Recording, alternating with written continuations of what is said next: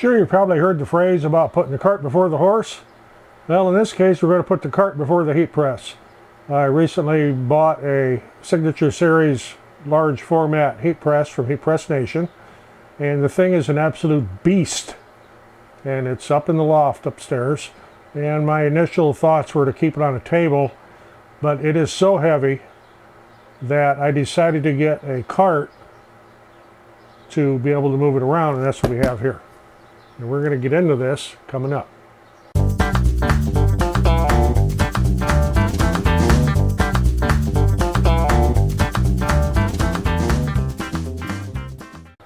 I'm Roger, welcome to the shop, and normally I do this type of video in our loft upstairs, but because this is going to require a lot of assembly, a lot of tools, I decided to do it down here, and then I'll take it upstairs and we'll get the heat press put on it.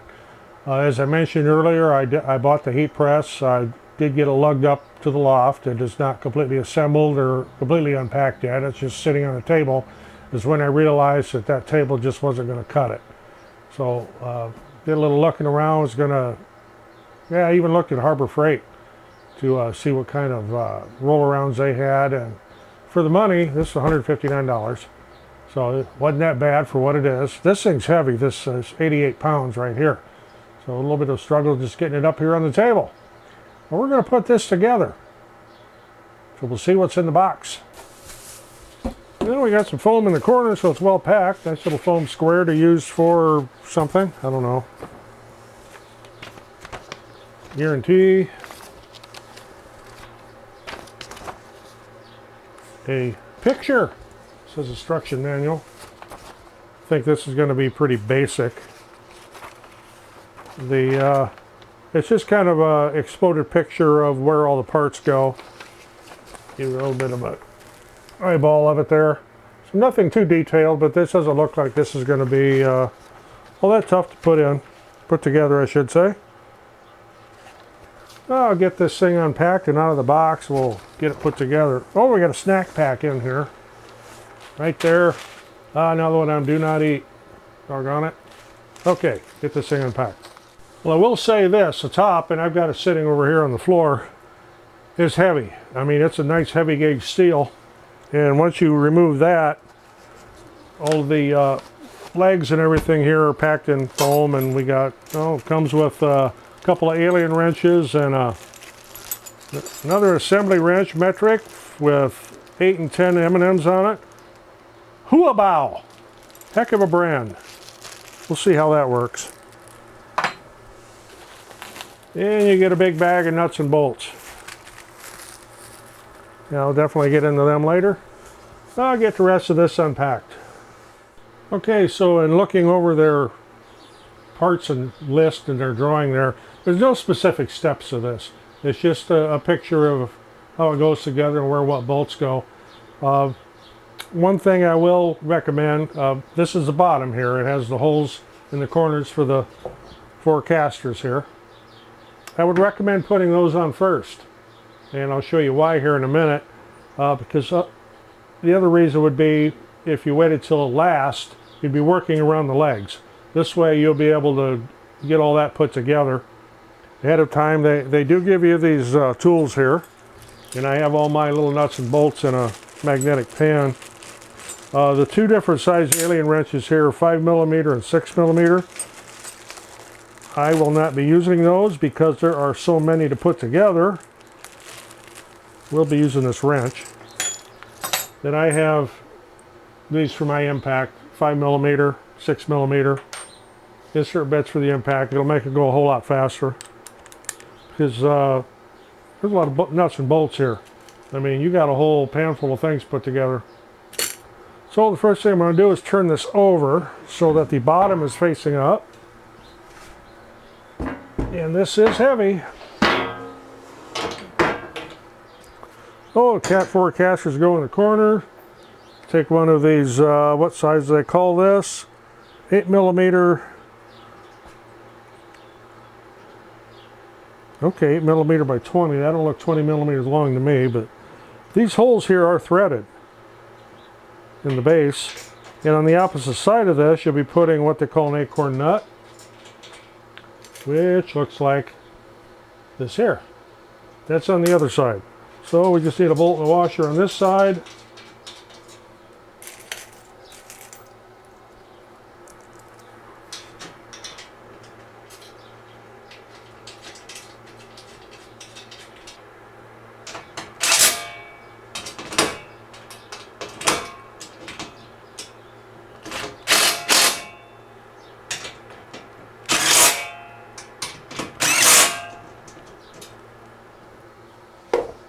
Etc. Do that on all four corners. Okay, so after you got the four casters on and the bolts in, you can turn it back right side up. Then you'll have these little studs sticking out, so you'll need a flat washer.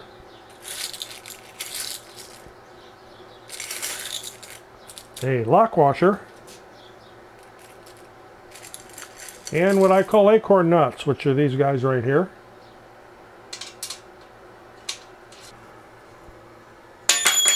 And if you don't drop the wrench on the floor, well, they don't give you the right size wrench. How about that? Well, I'm going to use a socket anyway. And these are 13 M&Ms if you're keeping score.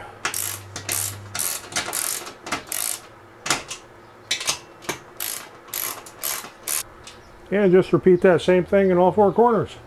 Okay, next would be the legs, and there's no up or down. They're the same on both ends. So for each end, you're going to need 4 of these.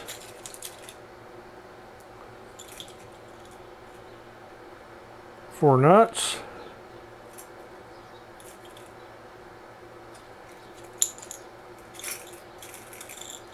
Four lock washers, if I can get a hold of them there.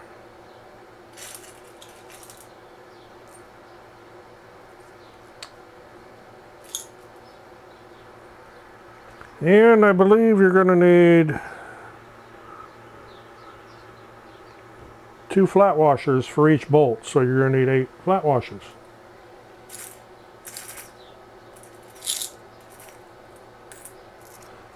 Kind of show you how this goes together here. Flat washer on the bolt.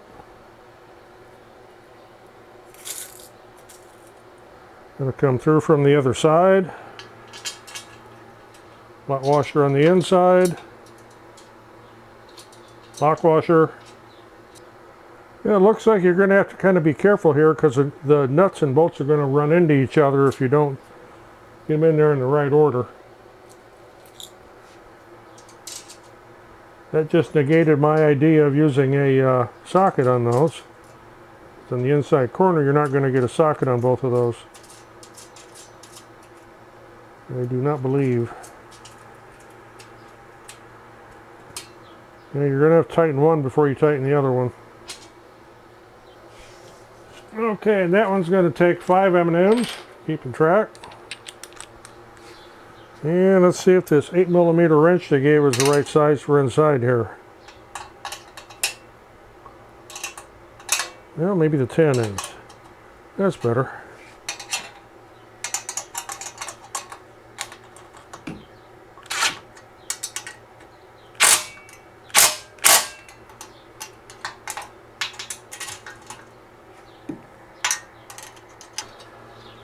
And you just need to repeat that on all 4 corners. Okay, something you may find on the end of your table or your cart. The bolts for these slotted holes here, they really should have had a bigger washer on them.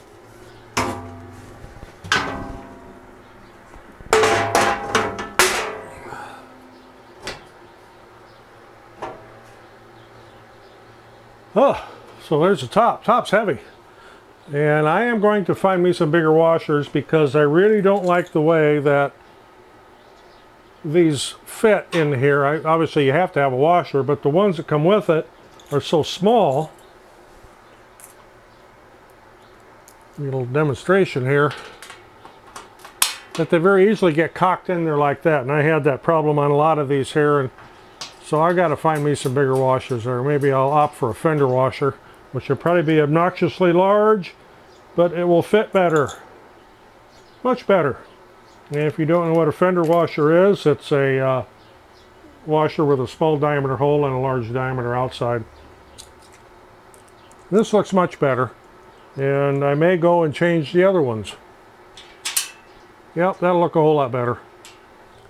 Okay, so got this all put together. A couple modifications here with using fender washers instead of the washers that came with it. Have any other issues while I was putting it together?